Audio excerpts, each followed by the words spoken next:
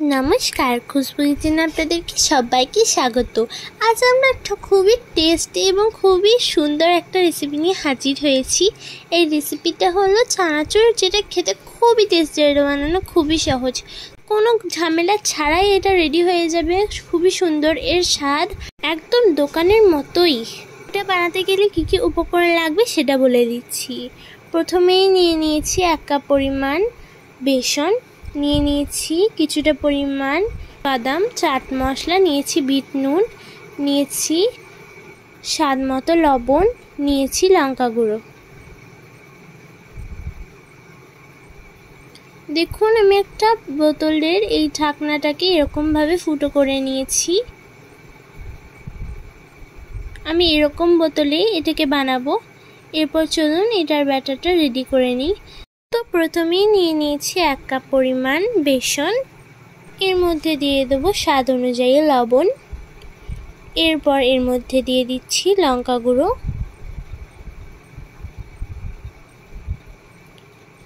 জল দিয়ে একটা ব্যাটার রেডি করে নিতে হবে। দেখুন, আমি ধীরে ধীরে জল মেশাচ্ছি।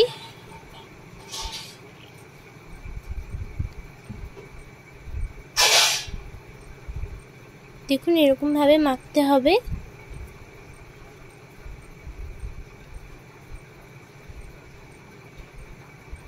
এরকমভাবে ধীরে ধীরে আমি জল দিয়ে একটা স্মুথ পেস্ট বানিয়ে নিচ্ছি।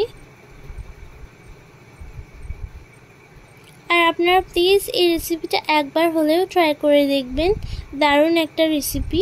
আর দেখুন, এখানে এটা একটু মোটা হয়েছে, আর একটু জল দিতে হবে।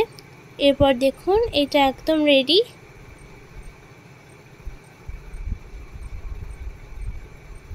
ঠিক ব্যাটারটা এরকম হবে, স্মুথ, এরকমভাবেই বানিয়ে নিতে হবে।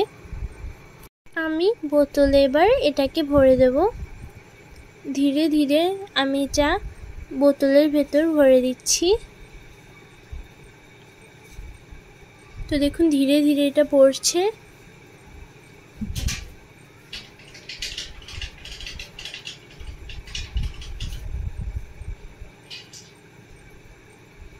একটা প্যান চাপিয়ে দিয়েছি। এরপর এর মধ্যে দিয়ে দেবো তেল।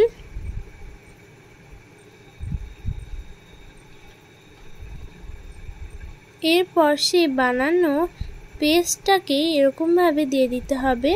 আমি ঢাকনাটা সুন্দরভাবে লাগিয়ে দিয়েছি।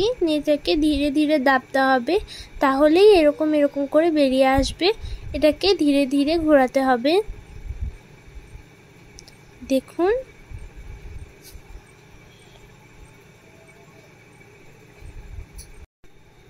এটাকে এবার ভেজে নেব।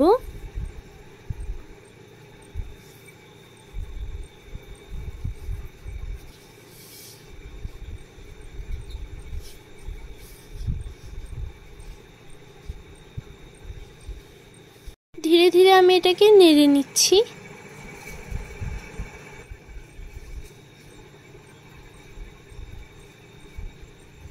তো দেখুন, আমার ভাজা হয়ে গেছে।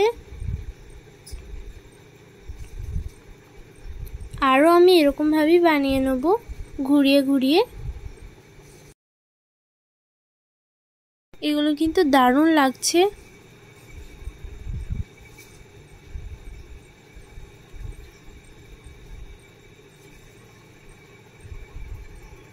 এরকমভাবে। এরপর আমি এটাকে নেড়ে নেব।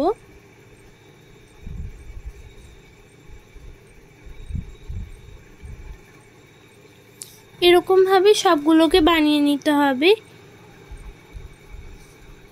আমি সবগুলো এরকমভাবেই বানিয়ে নেব। ওই তেলেই আমি বাদামটা ভেজে নেব।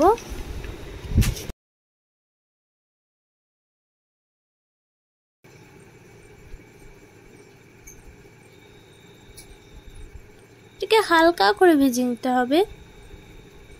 তারপর এটাকে নামিয়ে নেব। এরপর দেখুন, এটা এর মধ্যে দিয়ে দিচ্ছি।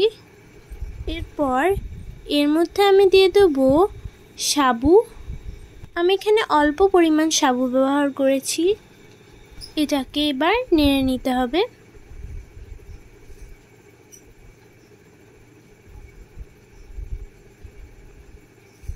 এরপর দেখুন এটা রেডি।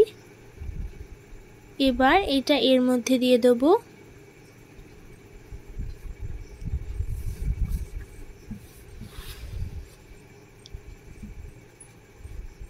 এরপর এগুলোর মধ্যে আমি দিয়ে দেবো চাট মশলা, দিয়ে দেবো বিট লবণ, এরপর দিয়ে দেবো স্বাদ অনুযায়ী লবণ, এরপর দিয়ে দেবো লঙ্কা গুঁড়ো। হাতে করে এবার ভালোভাবে মাখিয়ে নিতে হবে।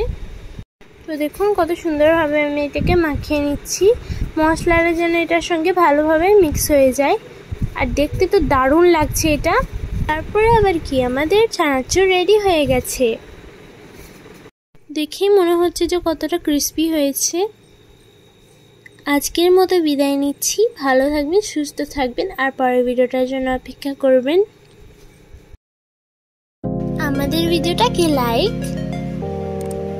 শেয়ার, কমেন্ট আর সাবস্ক্রাইব করে দেবেন, এবং পাশে থাকা বেল আইকনটাও ক্লিক করে দেবেন, যাতে অল নোটিফিকেশন সর্বপ্রথম আপনার কাছে পৌঁছায়।